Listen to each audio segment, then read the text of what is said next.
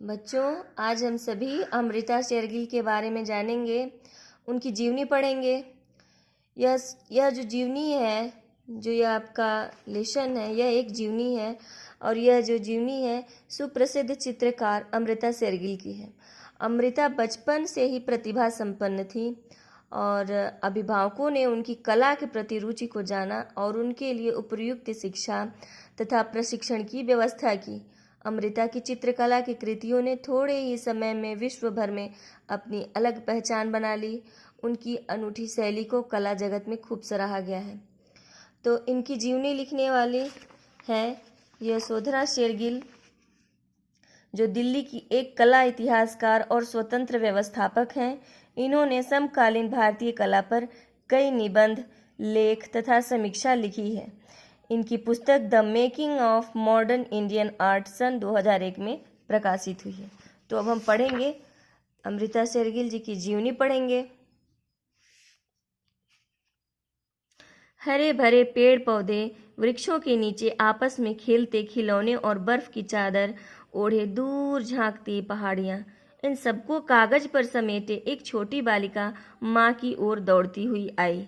माँ माँ, देखो यह चित्र, देखो न माँ, मेरे खिलौने बगीचे में खेल रहे हैं। माँ ने चित्र वाला कागज बालिका के हाथ से ले लिया, एक झलक देखा और नन्ही बालिका को हृदय से लगा लिया। सचमुच यह तो अपना ही बगीचा है, माँ सहसा बोल उठी। नन्हे नन्हे हाथों को वे बार बार प्यार करती है ना।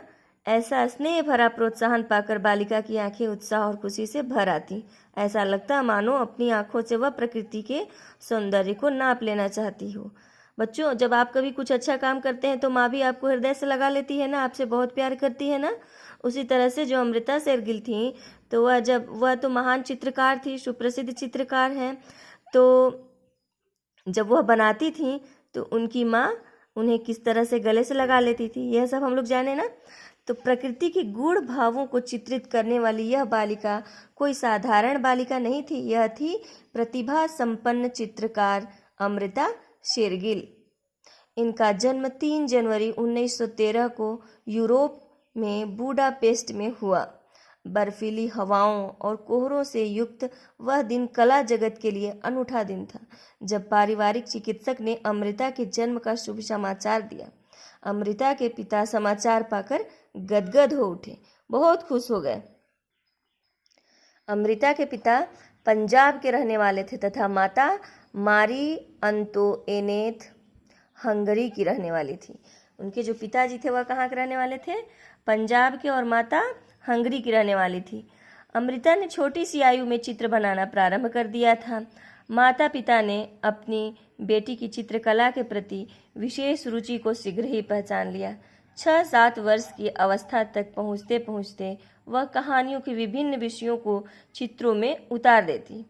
माँ यदा कदा हंगरी के लोक गीत गुनगुनाती और नन्ही अमृता अपनी रंगीन पेंसिल से उन गीतों को चित्र का रूप दे देती। सोचो बच्चों, कितना उनके अंदर विलक्षण प्रतिभा थी। इन दिनों यूरोप में लड़ाई का दौर चला। अमृता का परिवार नज़दीक के गांव में जा बसा था। युद्ध समाप्त होने के बाद बुडापेस्ट में उनकी शिक्षा आरंभ हुई। इतिहास की अनेक घटनाओं ने अमृता के कोमल मन को झकझोर दिया। अपने अनोखे भावपूर्ण अंदाज में उसने अनेक ऐतिहासिक घटनाओं को रंग चित्रों में उतार दिया। जब ये 8 वर्ष की थीं तो उसके पिता परिवार सहित भारत आए और वे शिमला में रहने लगे। बुडापेस्ट की बर्फ से ढकी पहाड़ियाँ और शिमला की हरियाली में अमृता की प्रतिभा दिन पर दिन निखरती गई। अमृता को चित्रकला की शिक्षा दिलाने के लिए एक अंग्रेज चित्रकार नियुक्त किया गया। विषयों पर अमृता की पकड़ तथा रंग संयोजन और प्रस्तुतिकरण में अमृता की दक्षता देखकर शिक्षक भी दांतों तले उंगली दबाते थे। अमृता के माता पिता ने तय किया कि चित्रकला की शिक्षा के लिए उसे यूरोप भेजा जाए। अमृता चित्रकला की शिक्षा प्राप्त करने पेरिस गई। महान चित्रकार प्रोफेसर पियरे वेलान ने अमृता की मौलिक प्रतिभा तथा कला के प्रति उसकी रुझान की अत्यंत प्रशंसा की। उनकी संगति में अमृता की कला में निखार आ गया। वह प्रोफेसर पियरे के गिने चुने प्रिय शिष्यों में से एक थीं। उन्होंने स्वयं अमृता का एक चित्र बनाकर उसे भेंट कर सम्मानित किया। अमृता विभिन्न विषयों पर तैल चित्र बनाती। लोग उनके चित्र देखते ही रह जाते। उन्होंने 5 वर्ष तक पेरिस में रहकर चित्रकला की बारीकियों का ज्ञान प्राप्त किया। शीघ्र ही वे बड़े बड़े कैनवसों पर पश्चिमी तरीके के तैल चित्र बनाने लगीं। 20 वर्ष की अवस्था में अमृता द्वारा बनाया गया चित्र नवयुवतियाँ विशिष्ट कला प्रदर्शनियों में दिखाया गया। इस चित्र के आधार पर उन्हें ग्रांड सेलो का सदस्य बना लिया गया। यह भारतीय युवती के लिए सम्मान की बात थी।